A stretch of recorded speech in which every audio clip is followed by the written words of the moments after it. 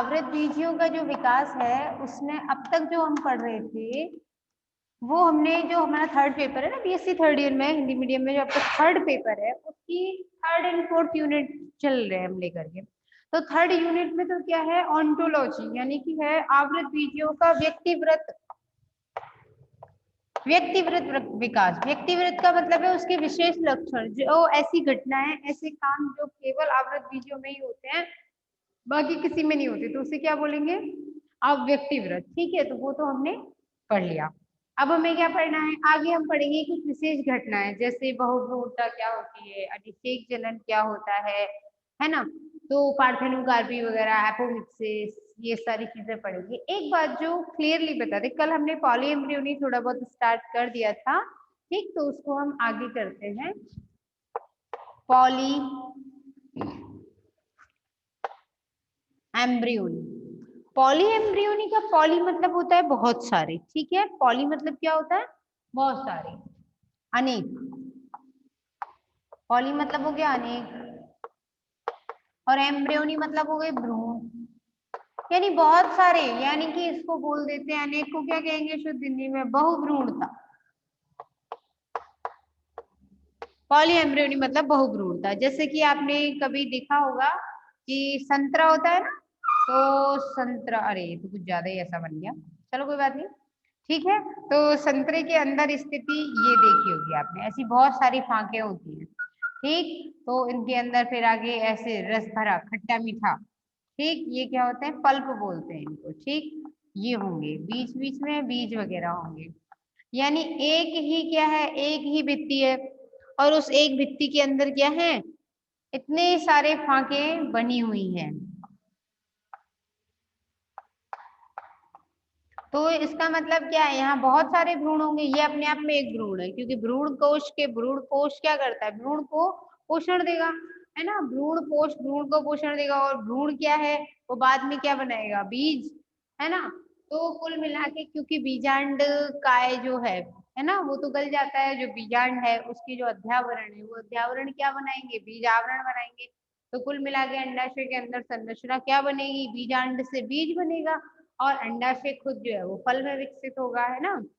तो अब यहाँ अंदर इतने सारे बीज हमको मिलते हैं ना, एक एक संतरे में दो दो तीन तीन बीज मिल रहा है, सॉरी, एक एक संतरे की फांक के अंदर, है ना, एक एक जो उसका पल्प है उसके अंदर हमको इतनी सारी चीजें मिल जाती हैं, ठीक। तो इतने बीज हैं, इसका मतलब क्या है, ये अपने आप में एक भ्रूण, ये दूसरा, ये तीसरा, ये चौथा, और वो जो रसीला खट्टा मीठा खाने वाला जो भाग है संतरे का, नींबू का, वो क्या है, वो भ्रूण पोष है, ठीक, क्योंकि वो अपने भ्रूण को पोषित कर रहा है, वो उस बीज को पोषित करेगा। तो ये हो गई क्या, बहुत सारे भ्रूण हैं, तो इसे बोलेंगे क्या, बहुभ्रूणता। तो बहुभ्रूणता के अंदर, यानी कि शुद्ध भाषा में अगर इसकी परिभाषा देखें, तो पादपों में बीज में एक से अधिक भ्रूणों का पादपों में उपस्थिति, है ना, यानी कि पौधों में अनेक भ्रूणों की उपस्थिति को क्या कहते हैं, बहुभ्रूणता। यानी एक बीज में नॉर्मली एक भ्रूण होता है, लेकिन यहाँ पर क्या है, बहुत सारे भ्रूण हैं, ठीक। एक से अधिक भ्रूण की स्थिति दो प्रकार से होती है, यानी पहले हम लिखते हैं पॉली एम्ब्रियोनी की, यानी कि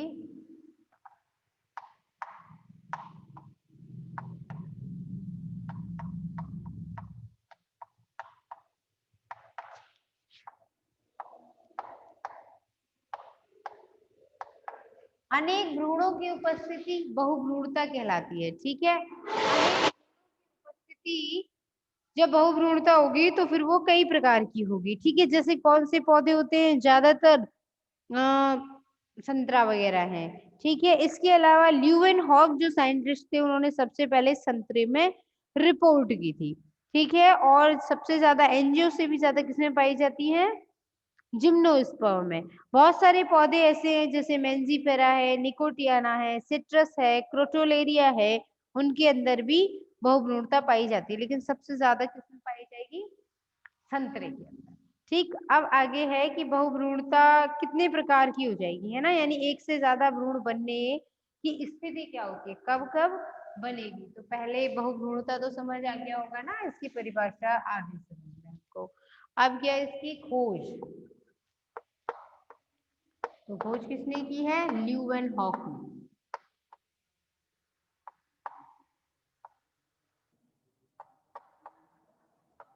ल्यूवेनहॉक ने संतरे में की।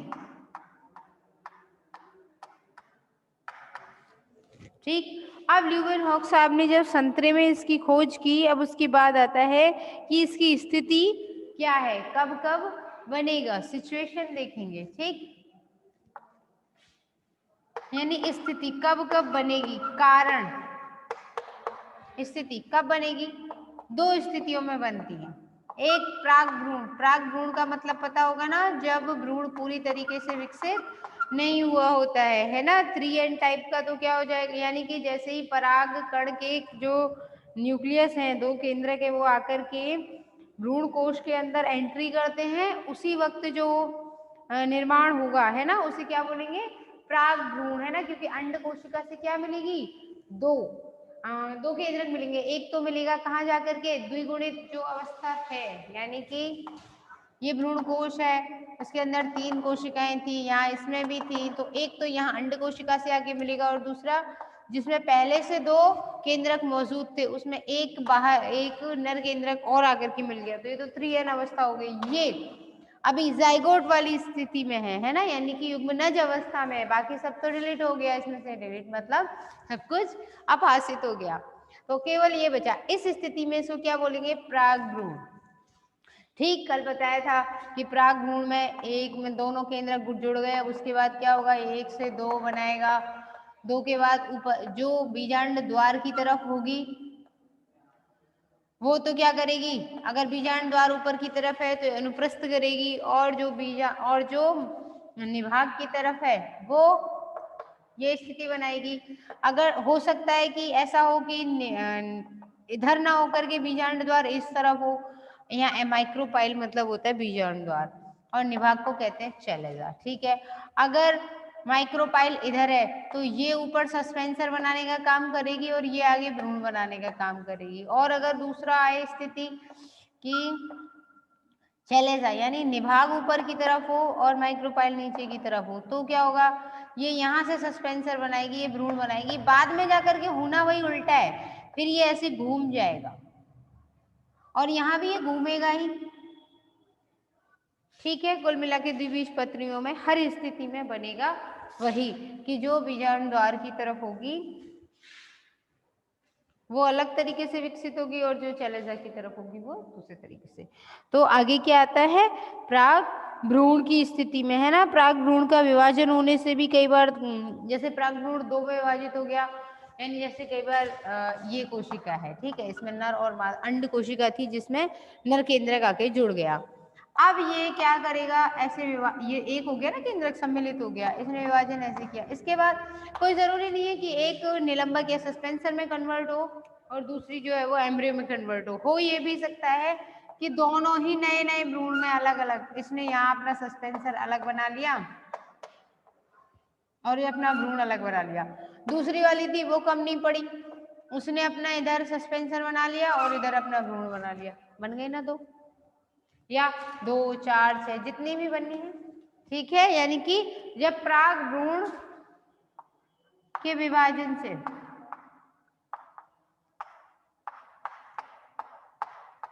एक स्थिति तो हो गई प्राग भ्रूण के विभाजन से, और दूसरी स्थिति हो गई अध्यावरण या बीजांडकाय या सहायक कोशिकाएं या प्रतिध्रुवी, यानी कि प्रतिव्यासंत कोशिकाएं होती है ना, एंटीपोडल सेल्स, उनसे, यानी कि किसी से भी विकसित हो सकती है। एक तो प्राग भ्रूण के विभाजन से, यानी ये तो होगी कब, निषेचन के बाद। लेकिन बाकी जो कोशिकाएं हैं वो तो वैसे ही 2N टाइप की द्विगुणित है, उनमें निषेचन हो या ना हो कोई फर्क ही नहीं पड़ता है। वहां तो क्या है, अध्यावरण है या बीजांड का, अध्यावरण को क्या कहते हैं, इंटेग्यूमेंट, दूसरा बीजांड काय, बीजांड काय किसे कहते हैं ये जरूर याद रख लेना आप, और तो कुछ इंग्लिश में रहे ना रहे कोई बात नहीं, हिंदी मीडियम से न्यूसेलस बीजांड काय को कहते हैं, क्योंकि कभी कभी बीजांड काय नहीं न्यूसेलस डायरेक्ट लिखा मिल जाता है। ठीक है, तो कंफ्यूजन नहीं होना चाहिए। ठीक, तो अध्यावरण के द्वारा या बीजांड काय के द्वारा या फिर हो सकता है कि सहायक कोशिकाओं के द्वारा, है ना, या प्रति ध्रुवी। सहायक कोशिकाएं कौन सी होती है? अंड समुच्चय में अंड कोशिका तो बीच वाली होती है और उसके किनारे पर जो 2 सेल्स हैं उन्हें क्या कहते हैं? प्रतिव्यासांत कहो या प्रति ध्रुवी कहो, या फिर प्रति व्यासांत कोशिकाएं जो होती हैं उन्हें क्या कहते हैं? दोनों का ही एक ही मतलब है, एंटीपोडल सेल्स के द्वारा, है ना, या अध्यावरण द्वारा, बीजांडकाय द्वारा, या प्रतिव्यासांत कोशिकाएं लिखते हैं पूरा।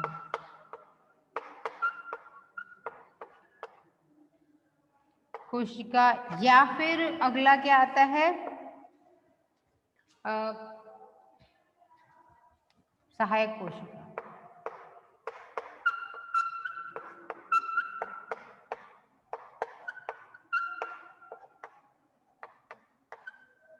इन सब के द्वारा नए 2-2, 3-3 भ्रूण का विकास हो जाएगा। यानी कि एक तो क्या विकास हुआ, किसके द्वारा हुआ?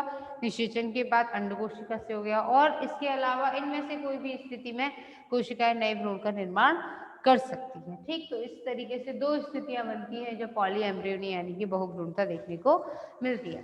तो अब पहला हमने पॉलीएम्ब्रियोनी की परिभाषा पढ़ ली, खोज पढ़ ली, स्थिति पढ़ ली। अब पढ़ेंगे प्रकार, कितने प्रकार की होती है।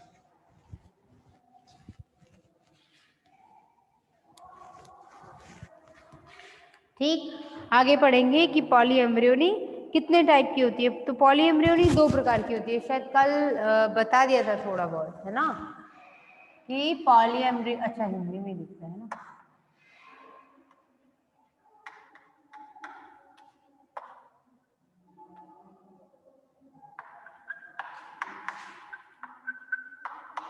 ठीक है। बहुभ्रूणता के प्रकार तो कितने प्रकार की होती है? 2 प्रकार की होती है। एक सत्य, जब एक सत्य है तो दूसरी असत्य होगी या फिर आभासी होगी, है ना।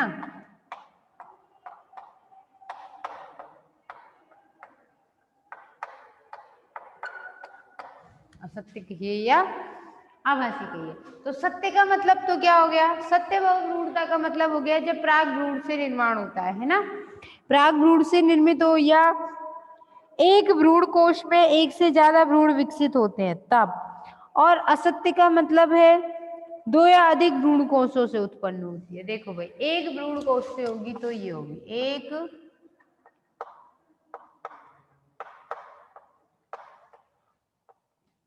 पहला तो हो गई क्या? एक भ्रूण कोश द्वारा, और दूसरा हो गई 2 या अधिक।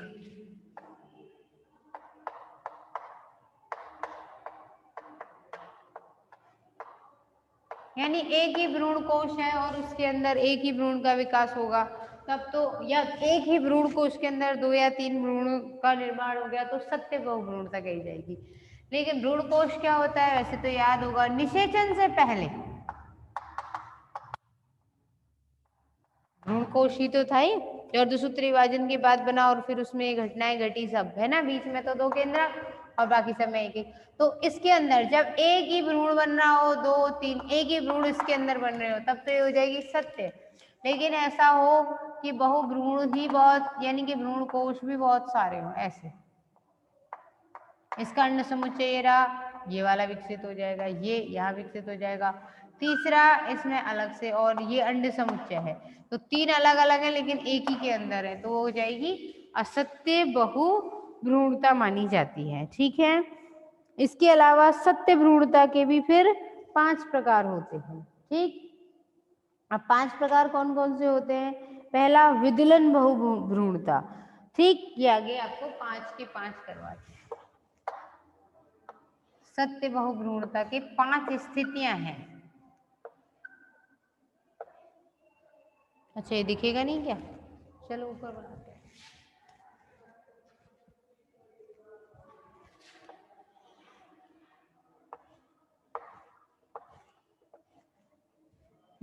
अब दिख जाएगा। पहला क्या है? विदलन द्वारा। ठीक, विदलन का मतलब क्या होता है? एक कोशिका 2 में विभाजित होती है। देखो, एक तो है समसूत्री विभाजन, एक अर्धसूत्री विभाजन विशेष कोशिकाओं के अंदर। लेकिन क्या होता है, भ्रूण क्या करता है? कंटिन्यू डिवीजन करता है किसी भी डायरेक्शन में, कैसे भी तो आपने जब एम्ब्रियोलॉजी ह्यूमन की पढ़ी होगी, यानी कि जब जंतु विज्ञान पढ़ा होगा, तब उसमें भी आता है ना, विदलन होता है, कोशिकाएं विभेदित होती है। देखो, एक तो ये हुआ कि कोशिका में विभाजन हुआ, और विभाजन के बाद क्या हुआ, कोशिका इस तरीके से विभाजित हुई कि जैसी पहले वाली थी वैसी ही नहीं बनी। लेकिन विदलन में क्या होता है, कोशिका समसूत्र विभाजन कर रही है, ठीक है, विभाजित हो रही है, लेकिन नई कोशिका का काम अपनी मात्र कोशिका का जैसा नहीं है। यानी कोशिका तो विभाजित हुई, लेकिन उसके साथ साथ उसका विभेदन भी होगा कि उसको कोई काम करना है, उसको बताया जाएगा कि ये काम करना है, ठीक है। जैसे एक पौधे के भाग बनेंगे, प्रांकुर है, मूलांकुर है ना, और क्या बोलते हैं, बीज पत्र है, ठीक है, कार्टिलेजन वगैरह। तो हर कोशिका विभाजित होकर के नई कोशिकाओं का निर्माण कर रही है, और नई कोशिकाओं को अलग से काम भी दिया जा रहा है, ठीक, उसका विशेष। फिर वो जो नई कोशिका बनी, उसे पता है कि मुझे क्या करना है, प्रांकुर बनाना है, तो वो उसी हिसाब से उसमें एंजाइम्स बनेंगे, उसी हिसाब से उसके अंदर हार्मोन्स बनेंगे। फिर वो प्रांकुर बनाने वाली है, तो वो प्रांकुर की तरफ ही एडजस्ट होती चलेगी। अब उसमें से जो कोशिकाएं विभाजित होंगी वो प्रांकुर के लिए ही डिजाइंड होंगी। लेकिन एक कोशिका में से दो कोशिकाएं बनी, एक प्रांकुर के लिए डेवलप हो गई, और दूसरी को पता है कि उसको काम दे दिया गया कि तुझे रेडिकल बनाना है, मतलब मूलांकुर बनाना है। अब उसको समझ आएगी कि मूलांकुर बनाना है, तो उसके अंदर उसी प्रकार के हार्मोन होंगे। जैसे अपने थर्ड ईयर है ना, तो आपकी सेकंड ईयर में आपने पढ़ा होगा प्लांट फिजियोलॉजी में, कि जब मूला तने का प्रांकुर का विकास करना होता है, तो उसमें क्या कौन होता है, ऑक्सिन होता है ना, ऊपर ऑक्सिन, वो एविना कर्वेचर टेस्ट ऑक्सिन के लिए पता लगाते हैं, वो डब्बे में पौधा रखते हैं, एक उसमें छेद कर देते हैं, सनलाइट आ रही होती है, तो जिस तरफ सूर्य का प्रकाश आ रहा है पौधा उसी तरफ घूम जाता है कि नहीं, तो वो ऑक्सिन। और जड़ की तरफ कौन सी कोशिका, जो कोशिकाएं जड़ों का निर्माण करेंगी, सीधी सी बात है, उनके अंदर क्या होगा, जड़ों के विकास के लिए साइटोकाइनेन होगा, ठीक है। लेकिन एक बात और, बायोटेक्नोलॉजी में ऐसा नहीं होता, बायोटेक्नोलॉजी में उल्टा हो जाता है। जब हम कैलस कल्चर कर रहे हैं, तो आज तक इसका कोई विशेष कारण वैज्ञानिकों को पता नहीं लग पाया है कि ऐसा क्यों होता है। मगर आप जब किसी पेट्री डिश में या किसी टेस्ट ट्यूब में प्लांट का कैलस कल्चर कर रहे हैं, कैलस संवर्धन कर रहे हैं करतों तक, तो अगर आपको तने को बढ़ाना है तो आपको साइटोकाइनेन डालना पड़ेगा, और अगर आपको जड़ में वृद्धि करवानी है तो आपको ऑक्सिन डालना पड़ेगा। आर्टिफिशियल मामले में उल्टा काम करने लग जाते हैं, ठीक है। हालांकि सेकेंड ईयर की चीज होगी, चलो फिलहाल के लिए हम बात करते हैं विदलन, ठीक है ना। डिफ्रेंशिएशन भी हो गया, बता दिया गया कि कौन सी कोशिका को क्या काम करना है।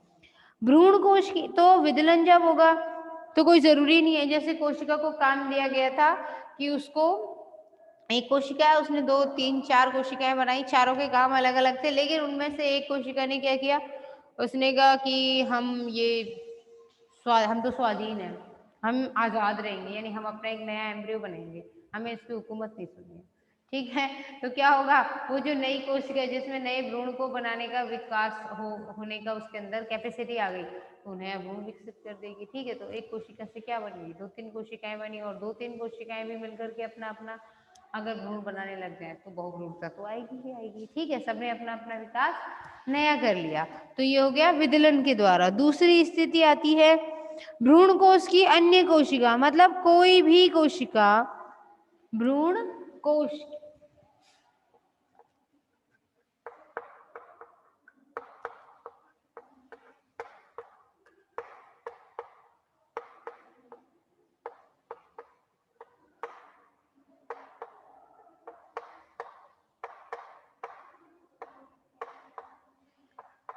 अन्य कोशिका द्वारा विकास होने लग जाए, दो तीन, क्योंकि उसमें और भी तो कोशिकाएं होंगी ना, तीन ये हैं, यानी अंड कोशिका या कोई भी कर दे, या फिर विदलन द्वारा भ्रूण का अच्छा खासा विकास हो रहा था अंड कोशिका से, दो में विभाजित, तो इन दोनों ने अपना अपना नया भ्रूण बना लिया विदलन द्वारा। भ्रूण कोश की कोई भी अन्य कोशिका, कोई भी सहायक हो या प्रतिव्यासांत हो, कोई भी कोशिका, या ये जो सेंट्रल कोशिका थी जिसमें दो गुणसूत्र, सॉरी, दो ध्रुव होते हैं, वो भी हो सकता है कर ले नया विकास, ठीक है। तीसरा आता है भ्रूण कोश के बाहर स्थित कोशिकाएं। भ्रूण कोश के बाहर कौन कौन सी कोशिकाएं होंगी,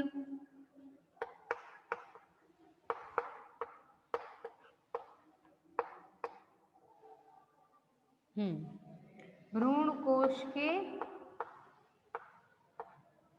बाहर स्थित कोशिकाएं,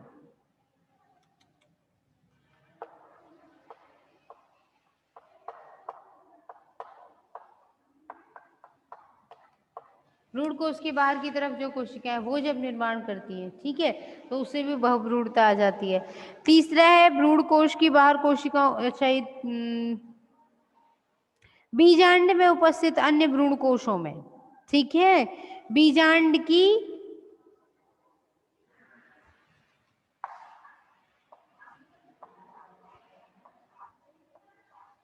ये बीजांड है, इसकी, ये अंड कोशिका है, एक भ्रूण कोश है, ठीक है, हो सकता है और भी भ्रूण कोश हो, मतलब एक ही अकेला ही भ्रूण कोश नहीं है इसके अंदर।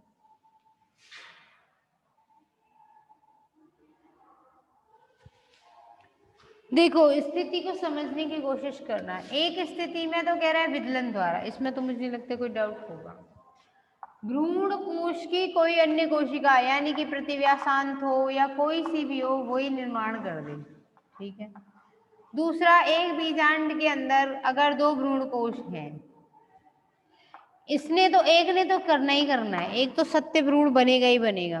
दूसरी चीज, दूसरी कोई भी कोशिका या मतलब इसके अलावा, इस भ्रूण के अलावा कोई यहाँ दूसरा भ्रूण कोश है ना, भ्रूण कोश के बाहर, तो भ्रूण कोश के बाहर ये रही, ये इंटेग्यूमेंट यानी कि अध्यावरण की कोशिकाएं, या फिर यहाँ अगर वो निलंब होता, बीजांड काय होता, उसकी कोई कोशिका नया भ्रूण बना दे, तो उसमें भी क्या होती है, पॉलीएम्ब्रियोनी की कंडीशन देखने को मिलती है। अगला आता है अपने पास बीजांड में उपस्थित अन्य भ्रूण कोश, ये बीजांड है, इस बीजांड में एक भ्रूण कोश हो जरूरी नहीं, हो सकता है दो भ्रूण कोश हो, तो दूसरे वाले की कोई एक कोशिका निर्माण कर दे, है ना, यानी कि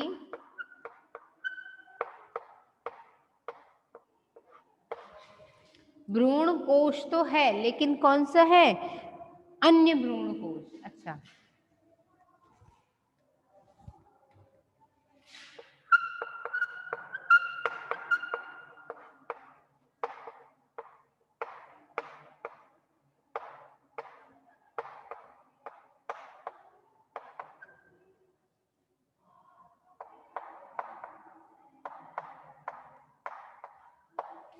देखो कोई एक भ्रूण कोश ही बना रहा है, एक बीजांड में दो तीन भ्रूण कोश हैं, ठीक है, लेकिन जो पॉलीएम्ब्रियोनी बहुभ्रूणता बना रहा है वो एक ही बना रहा है, बाकी के साइलेंट है, यहाँ नहीं। यहाँ अगर भ्रूण कोश तीन चार हैं तो तीन चारों से बन रही है, इसलिए वो असत्य है। यहाँ भ्रूण कोश कई हो सकते हैं, ठीक है, तीन चार हैं, लेकिन जो पॉलीएम्ब्रियोनी आएगी वो एक ही से आएगी, बाकी के साइलेंट रहेंगे, ये अंतर है इसमें और उसमें, ठीक। और कोई डाउट हो तो आप पूछ लेना। वैसे तो कोशिश करते हैं कि आपको कोई डाउट रहे ही ना, ठीक है। कुछ होती है विशेष बहुभ्रूणता, ठीक, विशेष बहुभ्रूणता,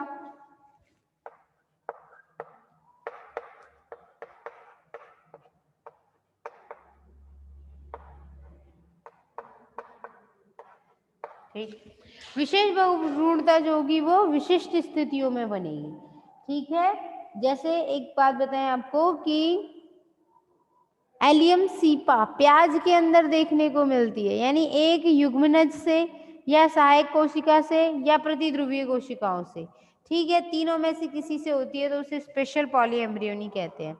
क्लीवेज में जाइगोट अनेक भागों में विभाजित हो जाता है और हर एक से बनने लग जाती है, ठीक है। आपको इसको डिटेल में एक बार और मैं यहाँ लिख देती हूँ, ठीक है, जिससे आपको बिल्कुल ऐसा ना लगे। विदलन द्वारा, ओ सॉरी, है ना, विदलन द्वारा, तो विदलन द्वारा क्या होगा कि एक जाइगोट है, एक निषेचन के बाद क्या बना, युग्मनज बना, तो जाइगोट जो है वो जितनी कोशिकाओं में विभाजित हुआ, सबने अपना अपना नया नया एम्ब्रियो बना, भ्रूण कोश के द्वारा नए नए भ्रूण का निर्माण कर दिया, यानी कि जाइगोट के भागों से, भाग वो समझ गए ना, कोशिका विभाजित होगी,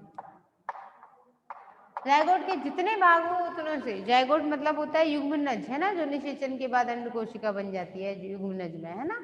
उसके बाद भ्रूण कोश की कोई अन्य कोशिका, अच्छा एग्जाम्पल और लिखवा देती हूँ इसका, एक चीज और रह गई, ठीक है, तो इसका एग्जाम्पल जो है वो किस में आएगा, पाइनस के अंदर देखने को मिल जाता है। हालांकि पाइनस जो है वो जनरली क्या है, विदलन बहुभ्रूणता आवृत बीजी पढ़ रहे हैं ना हम, तो इसलिए नहीं ले रहे, क्योंकि पाइनस जो है वो तो अनावृत बीजी पौधा हो गया। ठीक। भ्रूण कोश, भ्रूण कोश में क्या होता है, ऐसी बहुभ्रूणता में क्या होता है कि जो युग्मनज है उससे उत्पन्न भ्रूण के अतिरिक्त अन्य कोई भी कोशिका विकास कर लेगी, है ना, तो वो किस में पाया जाएगा, भ्रूण कोश की अन्य कोशिकाओं द्वारा। ये तो पूरी लाइन अपने आप में समझ आ गई होगी, ठीक है। लेकिन भ्रूण कोश के बाहर की स्थिति की बात करें तो जैसे अध्यावरण की कोशिकाएं, ज्यादातर इस केस में क्या होता है, अध्यावरण की कोशिकाएं भाग लेती है ज्यादातर, अध्यावरण सेल्स, ठीक है। और भ्रूण कोश की अन्य कोशिका की बात की जा रही है तो उसमें 3 स्थितियां आ जाती हैं, है ना। सिनर्जिड्स मतलब सहायक कोशिकाएं, चलो हिंदी लिख देते हैं, सहायक कोशिकाएं या प्रतिव्यासांत कहो या प्रति ध्रुवीय कहो, एक ही बात की होती है, ठीक है। या फिर बीजांडकाय या अध्यावरण,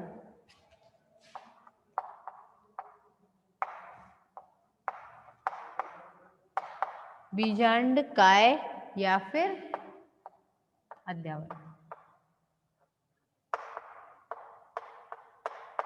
इसमें ज्यादातर अध्यावरण की ही कोशिकाएं काम में आती हैं, ठीक है, जो नए नए भ्रूणों का निर्माण करने लग जाती हैं, ठीक है। ज्यादातर अध्यावरण से उत्पन्न होने वाले में कौन सा आ जाता है एग्जाम्पल, संतरा और आम, आम के अंदर भी दिखाई देता है एक साथ 2 2 3 3 आम,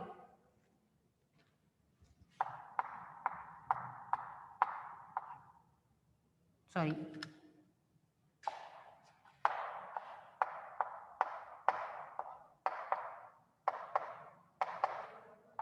ठीक है।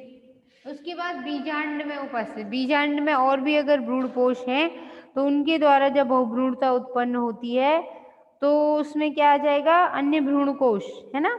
गुरु बीजाणु मात्र कोशिका से अनेक भ्रूणकोश विकसित हो जाते हैं, या अनेक, फिर अनेक भ्रूणकोशों से अनेक भ्रूण बनने में से एक भ्रूणकोश होगा जो अनेकों बना देगा।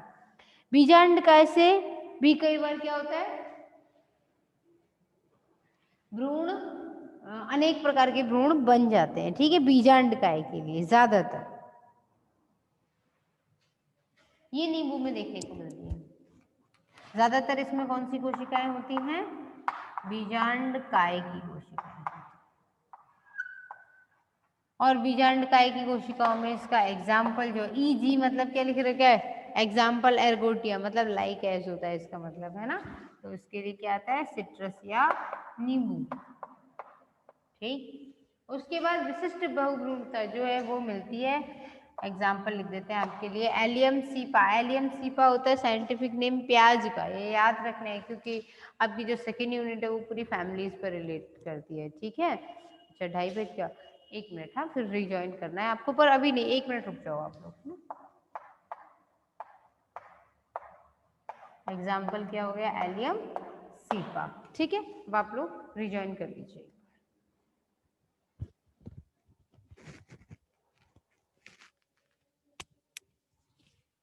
मैम